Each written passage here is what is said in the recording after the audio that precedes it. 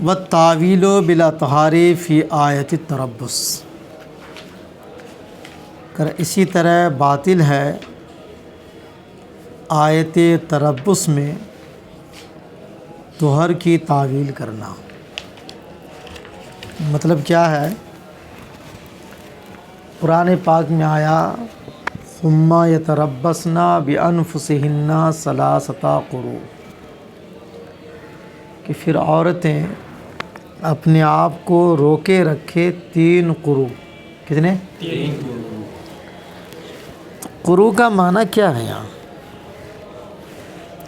قروء لفظ مشترک ہے، کیا ہے؟ مشترک 2 معنی ہے، ایک ہے معنی حیض، دوسرا ہے اس کا معنی طہر۔ القرو اسی کی جمع ہے قروء، تو ایک معنی طہر، دوسرا معنی حیض۔ تو ظاہر ہے کہ معنی تو ایک ہی مراد ہوگا، دونوں تو نہیں ہو سکتے نا، مشترک میں عموم نہیں ہوتا ہے، ایک ہی معنی مراد لیا جائے گا، بیک وقت دونوں معنی مراد نہیں ہو سکتے ہیں۔ یہاں کون سا معنی مراد ہے؟ قروء بمعنی حیض ہے یا قروء بمعنی طہر ہے؟ تو امام شافعی علیہ الرحمہ فرماتے ہیں قروء کا معنی طہر ہے۔ کیا ہے؟ دلیل کیا ہے ان کی؟ قروء کا معنی طہر ہے، اس پر قرینہ اور دلیل کیا ہے؟ تو وہ فرماتے ہیں کہ ارشاد باری تعالیٰ ہے فَطَلِّقُوهُنَّ لِعِدَّتِهِنَّ، فَطَلِّقُوهُنَّ لِعِدَّتِهِنَّ، کہ بیویوں کو ان کی عدت کے وقت طلاق دو۔ لام وقت کے لیے مانتے، لعدتہن میں لام جو ہے وہ وقت کے لیے مانتے ہیں، تو معنی ہوگا کہ اگر طلاق دینا ہے بیویوں کو تو ان کے عدت کے وقتوں میں طلاق دو۔ کب؟ عدت کے وقتوں میں۔ طلاق کے سلسلے میں سب کا اتفاق ہے کہ طلاق طہر میں دینا۔ کس میں دینا ہے؟ یعنی 2 حیض کے بیچ میں جو پاکی کے ایام ہوتے ہیں نا، اسی کو کہتے ہیں طہر۔ تمام ائمہ کا اس بات پر اتفاق ہے، چاروں امام کا اور چاروں امام کے ماننے والوں کا، کہ طلاق جو دینا ہے تو وہ طہر ہی میں دینا ہے، غیر طہر میں۔ تو یہ تو کنفرم ہو گیا طلاق طہر ہی میں دینا ہے۔ اب قرآن کہہ رہا ہے ان کی عدت کے وقتوں میں طلاق دینا ہے، اور طلاق دینا کا ہے طہر میں، اور کہہ رہا ان کی عدت کے وقتوں میں طلاق دینا ہے۔ اس کا مطلب عدت بھی طہر ہوگا تب نہ ہوگا، طلاق طہر ہی میں دینا ہے، اور قرآن کہہ رہا ہے کہ ان کی عدت کے وقت میں طلاق دینا ہے، تو طہر ہی میں طلاق دینا اور قرآن کہہ رہا ہے عدت کے وقتوں میں طلاق دینا۔ اس سے پتہ چلتا ہے کہ عدت بھی طہر ہی ہے، عدت بھی طہر ہی ہے۔ اس لیے امام شافعی فرماتے ہیں کہ قروء کا معنی حیض طہر دونوں ہیں، پر مراد یہاں طہر ہے۔ فَطَلِّقْهُنَّ لِعِدَّتِهِنَّ سے سمجھ گئے؟ یہ دلیل ہے۔ اور امام اعظم رضی اللہ تعالی عنہ فرماتے کہ نہیں، یہاں قروء سے مراد حیض ہے۔ کیا ہے؟ آپ کی دلیل یہ ہے کہ قرآن پاک میں لفظ ثلاث آیا ہے۔ کیا ہے؟ ثلاثۃ قروء۔ تو ثلاث کا معنی 3 ہوتا ہے۔ کیا ہوتا ہے؟ 3۔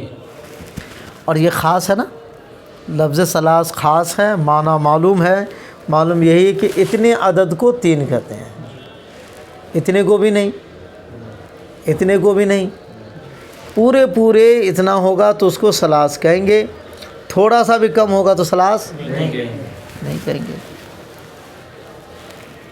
تو نہ تو اس میں بڑھانے کی کوئی گنجائش ہے، نہ کم کرنے کی گنجائش ہے، نہیں۔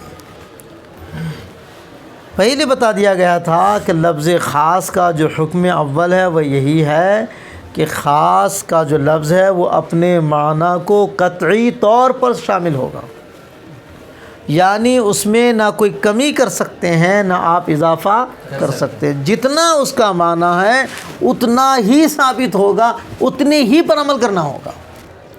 یہ خاص کا پہلا حکم بیان کیا جائے۔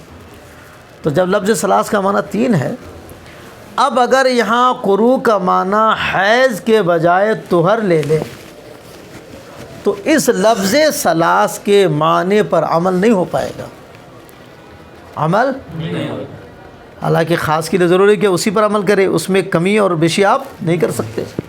کیسے عمل نہیں ہو پائے گا؟ دھیان سے سنو، کہ عمل اس طرح نہیں ہو پائے گا کہ طلاق تو سب کا اجماع ہے کہ طہر ہی میں دینا ہے۔ کس میں دینا ہے؟ طہر میں۔ تو جس طہر میں طلاق دے گا تو اس کا کچھ نہ کچھ حصہ تو گزر جائے گا نا، کم سے کم اتنا ٹائم تو گزرے گا جتنے ٹائم میں طلاق دے رہا ہے، اتنا تو گزرے گا کم از کم۔ تو جس طہر میں طلاق دیا، اب جو عدت آپ قروء بمعنی طہر لے کے طہر کے ذریعے عدت قرار دیں گے تو 3 طہر قرار دیں گے پھر آپ، چونکہ ثلاث آیا ہے۔ تو جس طہر میں طلاق دیا اس کا کچھ حصہ تو گزر گیا، اس کو عدت میں شمار کریں گے کہ نہیں کریں گے آپ؟ اگر کریں گے جیسا کہ امام شافعی کا موقف ہے تو یہ تو پورا نہیں ہے، ادھر 2 تو 3 سے کم ہو گیا نا، تو ثلاث رہا۔ اور اگر اس کو چھوڑ دیتے ہیں آپ تو ظاہر ہے کہ اس کو بھی گزارنا ہی پڑے گا نا، پھر اس کے بعد 3 اور لازم قرار دے دیں گے، تو آپ 3 سے زائد لازم قرار دے رہے ہیں تو بھی ثلاث پر عمل۔ تو اگر طہر والا معنی لے رہے ہیں تو لفظ ثلاث جو خاص ہے جس پر عمل کرنا فرض ہے اس پر عمل کر کے کیسے دکھائیں گے؟ اب دکھائیے تو، لفظ ثلاث پر عمل ہو پائے گا؟ کیسے عمل کریں گے؟ تو طہر مراد لینے سے لفظ ثلاث جو خاص ہیں اس پر عمل نہیں ہو پا رہا، جبکہ اس پر عمل کرنا فرض ہے۔ اس لیے ہمارے امام فرماتے ہیں یہاں قروء کا معنی طہر نہیں ہو سکتا، حیض لینا پڑے گا، ورنہ قرآن کے اس لفظ پر عمل آپ نہیں کر پاؤ گے۔ سمجھ گیا؟ اس لیے کہا کہ آپ قروء بمعنی طہر جو تعویل کر رہے ہو یہ تعویل آپ کی صحیح نہیں۔ پلے پڑی؟ دیکھ ملا۔ والتاویل اے بطلا التاویل بلا طہار، طہر کی تعویل باطل ہو گئی آیت تربص میں۔ عطف ہے مصنف کے قول شرط الولا پر، وتفریع رابع علیہ، اور اسی لفظ خاص پر یہ چوتھی تفریع ہے۔ لئذا کان الخاص بینا بنفسہ لا يحتمل البیان، یعنی جب خاص خود بخود بین ہے تو وہ بیان کا احتمال نہیں رکھتا ہے۔ فبطلا تعویل القروء بالاطہار، تو قروء کی تعویل طہر کے ذریعے یہ باطل ہے۔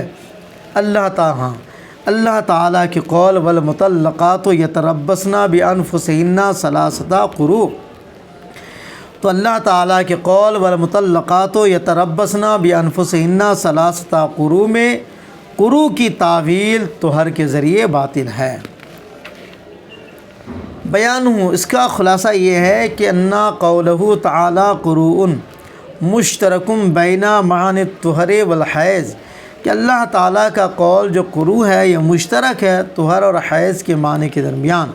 فاولہ الشافعی بالاطہار، تو امام شافعی نے اس کی تعویل کی طہر سے، یعنی معنی مراد طہر لیا۔ دلیل کیا دی ہے؟ وہی کہ اللہ تعالیٰ فرماتا فطلقوہن لعدتہن، کہ انہیں ان کے عدت کے وقت میں طلاق دو، لام وقت کے لیے ہے، اور طلاق کی مشروعیت طہر میں ہے، اس کا مطلب عدت بھی طہر ہی ہے۔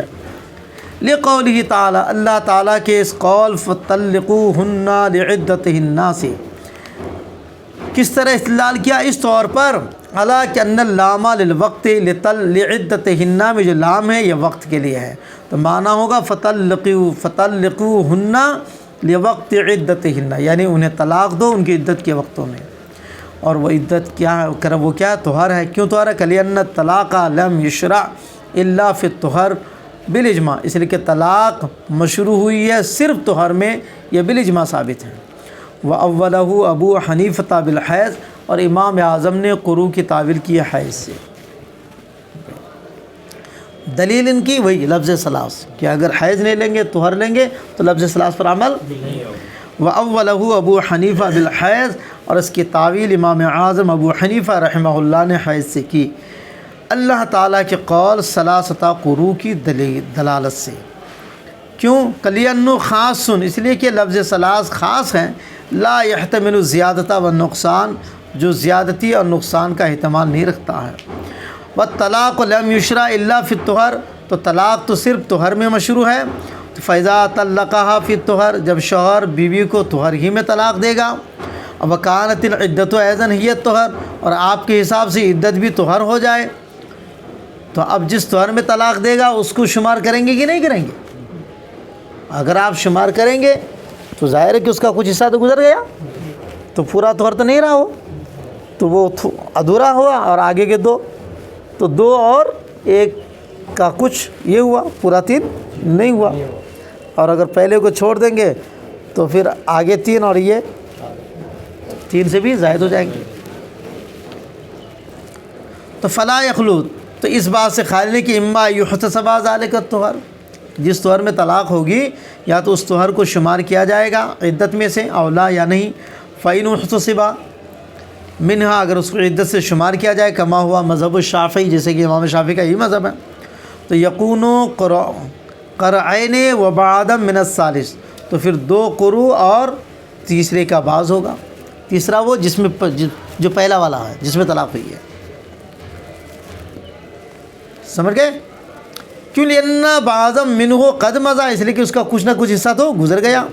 وإن لم يحتسب منہا، اور اگر وہ جس میں طلاق ہوئی ہے اس طہر کو اگر عدت میں شمار نہ کیا جائے، وَيُؤْخَذُ ثَلَاثٌ اخر، اور اس کے علاوہ تین اور طہر لیے جائیں، ما سوا هذا القروء، اس قروء کے علاوہ، تو یکون ثلاثا و بعضا، تو پھر تین اور کچھ ہو جائے گی، تین اور کچھ، تو تین سے زائد ہو گیا۔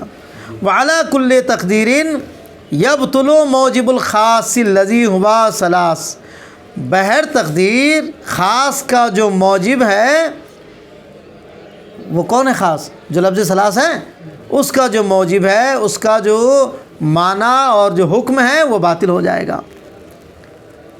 فاما اذا كانت العدۃ هي الحیض، لیکن جب حیض عدت بنائیں گے تو یہ خرابی لازم نہیں آئے گی، چونکہ طلاق دیا طہر میں، تو طہر تو عدت ہے ہی نہیں، تو آگے جو تین حیض آئے گی وہ عدت ہو جائیں گے، پورے تین ہو جائیں گے، وہاں کم و بیشی لازم نہیں آئے گی۔ واما اذا كانت العدۃ هي الحیض، لیکن جب عدت حیض ہو اور طلاق طہر میں ہو، تو لم یلزم شیء من المحظورین، تو ان دونوں خرابیوں میں سے کوئی بھی لازم نہیں آئے گی۔ بل تعد ثلاث حیض بعد مضی الطہر الذی وقع فی الطلاق، بلکہ تین اور حیض شمار کر لیے جائیں گے اس طہر کے گزرنے کے بعد جس طہر میں طلاق واقع ہوئی ہے۔ سمجھ گئے؟ خلاصہ گفتگو یہ ہے کہ امام شافعی علیہ الرحمہ فطلقوہن لعدتہن کے لام کو وقتیہ مان کر جو یہ حکم لگا رہے ہیں کہ یہاں قروء کا معنی طہر لینا ہے، تو اگر اس پر عمل کیا جائے تو قرآن پاک میں جو لفظ ثلاث خاص ہے اس پر عمل نہیں ہو پائے گا، اور اگر قروء بمعنی حیض لیں گے تو پھر یہ خرابی کچھ بھی نہیں لازم آئے گی، اور لفظ ثلاث پر بڑی آسانی سے عمل ہو جائے گا۔ اس لیے امام شافعی کا قروء سے طہر والی تعویل کرنا یہ باطل ہے۔ سمجھ گیا؟ باطل کیوں ہے؟ کہ لفظ ثلاث جو خاص ہے اس پر عمل نہیں ہو پا رہا، اس لیے باطل ہے۔ سمجھ گئے؟ اب آگے دیکھو، بعض لوگ کہتے ہیں کہ ایک دوسری دلیل ہے، کیا ہے؟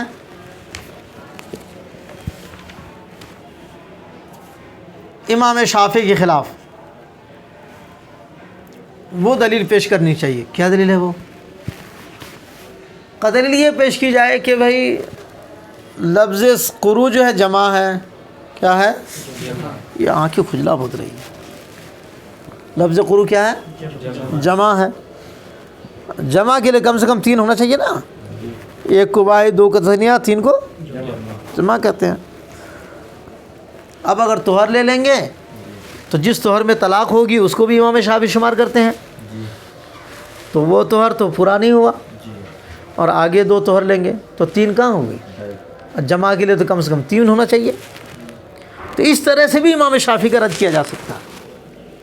بعض لوگ کہتے ہیں، مگر شارح کہتے ہیں نہیں یہ دلیل صحیح نہیں کیوں صحیح نہیں ہے؟ اس لیے کہ جمع کے لیے ضروری نہیں ہے کہ 3 ہو، کبھی کبھار 2 سے زائد 3 سے کم، 2 سے زائد 3 سے کم اس پر بھی جمع کا اطلاق ہو جاتا ہے۔ لہٰذا یہ کہنا کہ قروء جمع ہے تو اس لیے کم سے کم 3 ہونا چاہیے، اور امام شافعی جو بتا رہے ہیں اس کے حساب سے 3 نہیں ہو رہے ہیں، اس لیے ان کی بات صحیح نہیں ہے۔ یہ جمع کا قاعدہ لے کے امام شافعی کے خلاف دلیل دینا یا ان پر حملہ آور ہونا صحیح، نہیں اس لیے کہ جمع کے لیے 3 ہونا کمپلسری لازمی نہیں ہے، کبھی کبھار جمع بولا جاتا ہے اور 3 سے کم مراد لیے جاتے ہیں، جیسے آیا الحج اشہر معلومات، حج کے مہینے معلوم ہے، تو اشہر شہر کی جمع ہے، تو یہاں 3 مہینے ہیں کیا؟ حج کے ایام کون کون ہیں؟ شوال، ذی قعدہ اور ذی الحجہ کے 10 دن، بلکہ 9 دن، ذی الحجہ کے 3 مہینے ہوئے، 2 مہینے 10 دن ہو رہے ہیں جی یا 9 دن حقیقت میں، مگر جمع کہا گیا نہیں کہا گیا؟ جی اشہر جمع ہے، تو جمع کے لیے 3 ہونا ہی ضروری ہے، یہ کلی قاعدہ نہیں ہے یہ۔ اس لیے یہ قاعدہ کے ذریعے امام شافعی پر حملہ کرنا کہ بھئی یہاں قروء کا لفظ جمع آیا ہے اور جمع کے لیے کم سے کم 3 ہونا چاہیے، اور آپ توہر والا معنی لے رہے ہو، تو جس توہر میں طلاق دے گا اس کو بھی آپ عدت میں شمار کرتے ہو، تو اس کو لے کے باقی 2 تو پورا 3 کہاں ہو رہا ہے؟ تو 3 سے کم ہو رہا ہے۔ اس طرح سے امام شافعی پر سوال نہیں اٹھایا جا سکتا، ورنہ وہ اشہر معلومات کے ذریعے پھر اپنی بات ثابت کر دیں گے۔ تو یہ جو دلیل دی جا رہی ہے، حضرت شارح فرماتے ہیں یہ دلیل صحیح اگر وقت قیلا کہا گیا ہے ان هذا الالزام علی الشافعی يمكن ان يستنبط من لفظ قروء بدون ملاحظۃ قوله ثلاث، کہ یہ جو کہا گیا ہے کہ یہ اعتراض امام شافعی کے خلاف ممکن ہے کہ اس اعتراض کو حاصل کیا جائے لفظ قروء سے لفظ ثلاث کو ملاحظہ کیے بغیر۔ کیوں؟ کس طرح کر اس طرح کہ لأنه جمع، کہ قروء جمع ہے، واقلہ ثلاث، اور کم سے کم اس کی تعداد 3 ہوگی۔ تو شارح فرماتے ہیں ھذا فاسد، اس طرح امام شافعی کے خلاف دلیل دینا یہ فاسد ہیں۔ کیوں؟ لأن الجمع يجوز ان يذكر ويراد به ما دون الثلاث، اس لیے کہ جمع کے لیے ممکن ہے کہ ذکر کیا جائے اور مراد 3 سے کم لیا جائے، جیسے اللہ تعالیٰ کے قول الحج اشہر معلومات میں جمع کا اطلاق ہوا ہے لیکن مراد 3 سے کم ہے۔ تو وہی اگر امام شافعی بول دے کہ یہاں بولا گیا جمع ہے لیکن مراد 3 سے کم ہے، تو آپ کیا جواب دیں گے؟ اس لیے یہ دلیل صحیح نہیں ہے۔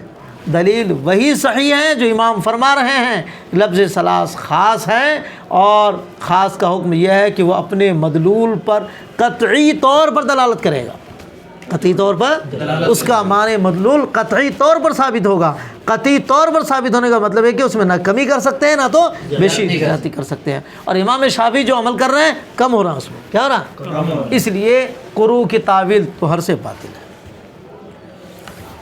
برخلاف اسماء عدد کے۔ فإنها نص فی مدلولاتها، کہ اپنے معنی مدلول میں بالکل نسخ ہے۔